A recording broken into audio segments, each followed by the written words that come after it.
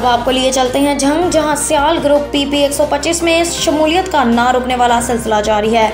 मंडी शाहजियोना से तमाम चौधरी बरादरी ने सियाल ग्रुप पीपी 125 की भरपूर सपोर्ट का ऐलान कर दिया।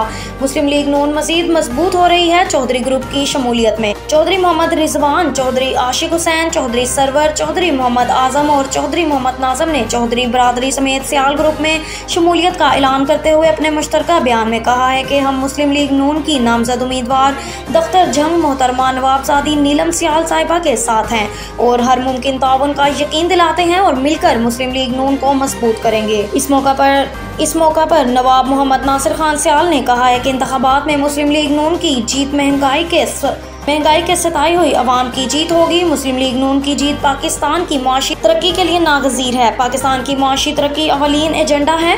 अवाम को महंगाई से इसी तरह निजात दिलाएंगे जिस तरह लोड शेडिंग से निजात दिलाई थी। इंशाल्लाह जिस तरह दहशतगर्दी और बदअमनी ख़त्म की थी, इंशाल्लाह महंगाई ख़त्म करेंगे। आखिर में दफ्तर झंग मोहतरमा नवाबजादी नीलम सियाल ने अपने पैगाम में कहा कि तमाम चौधरी बरादरी की शुक्रगुजार हूँ जिन्होंने मुझ पर एतमाद किया। इंशाल्लाह सबको साथ लेकर चलेंगे। अब तक के लिए इतना ही। मजीद खबरों से बाखबर रहने के लिए विजिट करें हमारी वेबसाइट readnews.pk।